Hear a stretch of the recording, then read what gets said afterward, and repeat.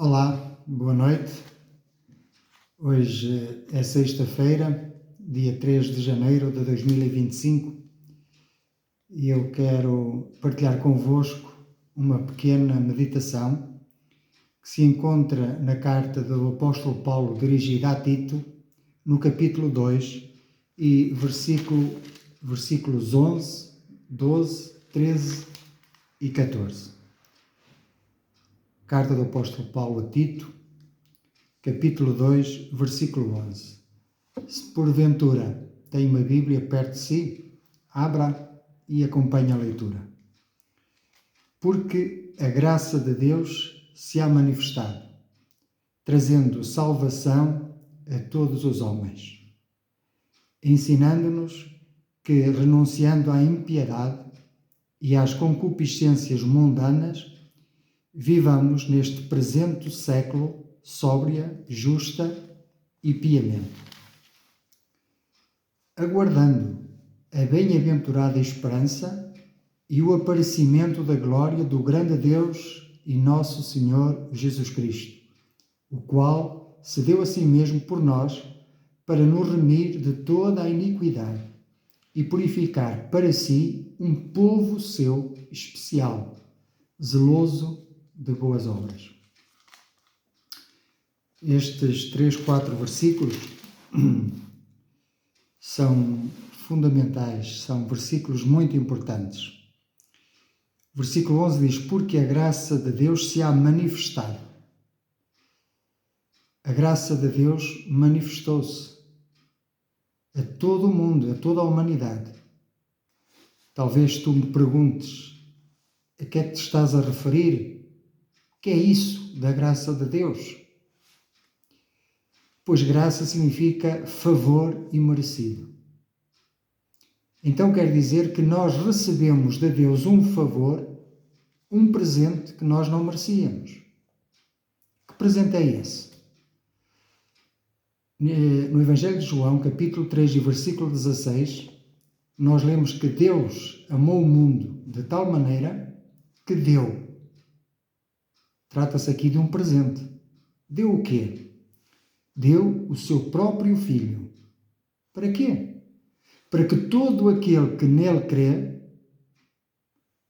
não pereça, mas tenha a vida eterna. O presente de Deus ao mundo foi o seu amado Filho, o Senhor Jesus. E ele veio a este mundo, contrariamente ao ser humano, veio a este mundo para morrer. O primeiro homem, Adão, foi criado e colocado neste mundo para viver. Adão permaneceria vivo enquanto obedecesse à palavra de Deus, enquanto fosse obediente, pois Deus tinha-o alertado que no dia em que desobedecesse, certamente morreria. E a morte espiritual trouxe consigo também a morte física. E nós somos filhos desse Adão. E como filhos desse Adão, nós recebemos a sua natureza, a natureza de Adão, uma natureza pecadora.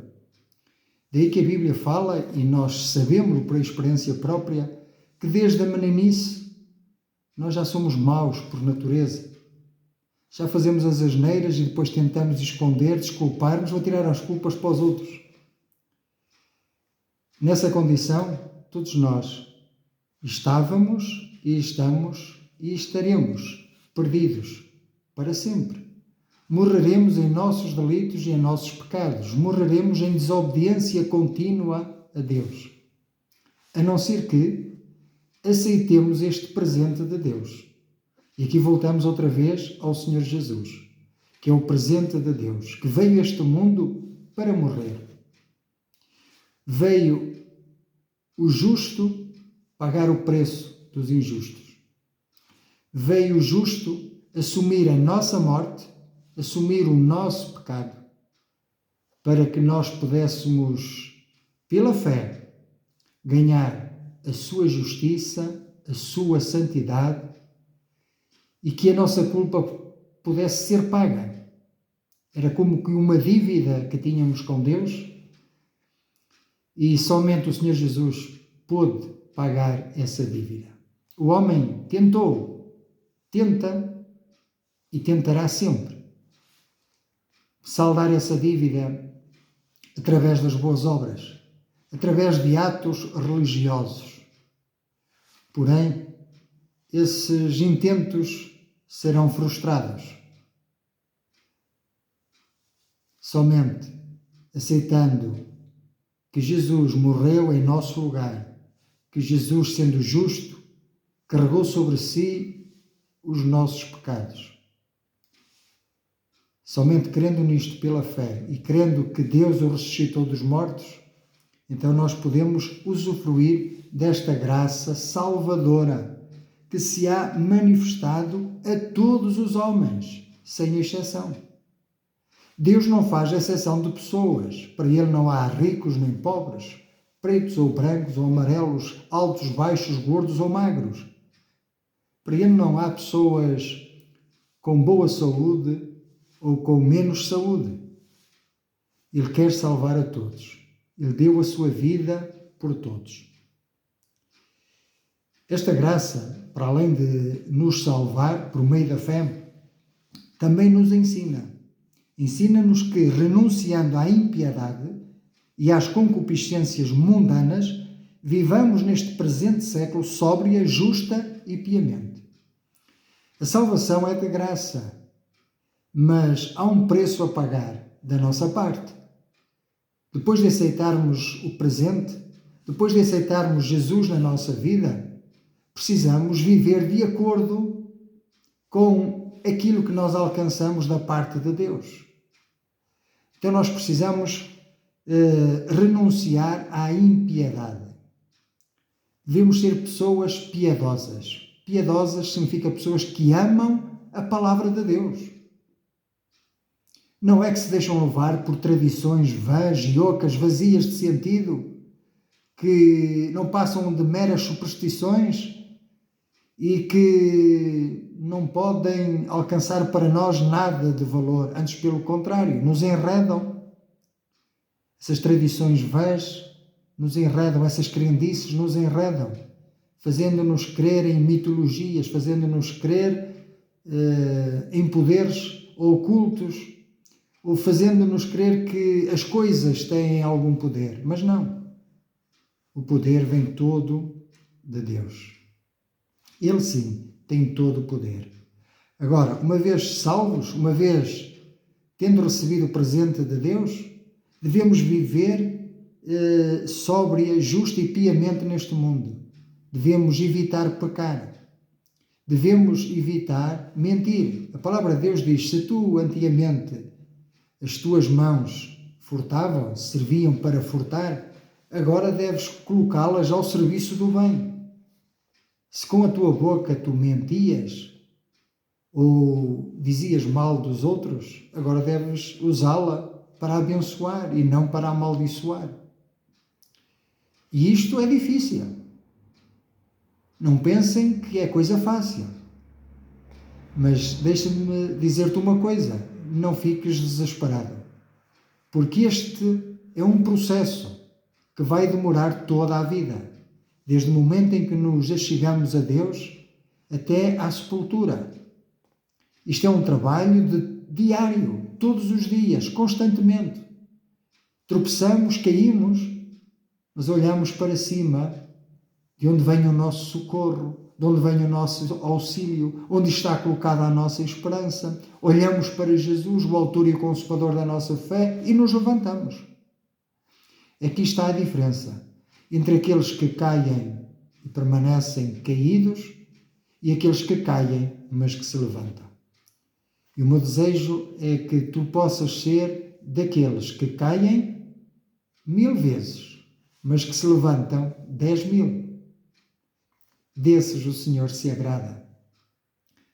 Porque homem impecável não há nenhum. Todos nós falhamos. Todos nós estamos cheios de imperfeições. O Senhor Jesus podia, quando nos salvou pela fé, podia, como que um ato de magia, um estalar de dedos, podia mudar a nossa natureza pecadora e transformar-nos logo em corpos gloriosos, santos, imaculados. Mas ele não escolheu dessa forma. Porque ele tem um propósito. Ele disse, eu vou para o Pai e importa que eu vá.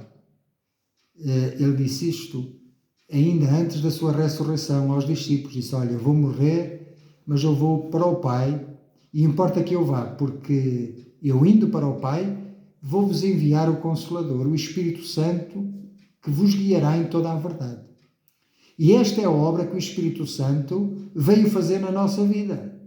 É Ele que agora opera em nós pensamentos espirituais, pensamentos de bondade.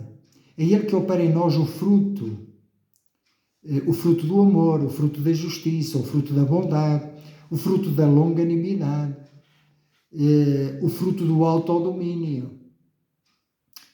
E com o passar dos anos, eu sei que é fácil nós cairmos e desfalecermos e voltarmos atrás, perder o primeiro amor.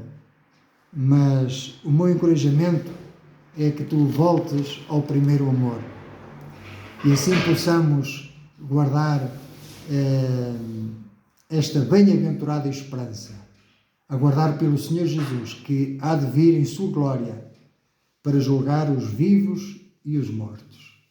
É com esta atitude, com este espírito de fé, que devemos viver estes últimos dias até à vinda do Senhor Jesus, que está mais próximo do que nunca.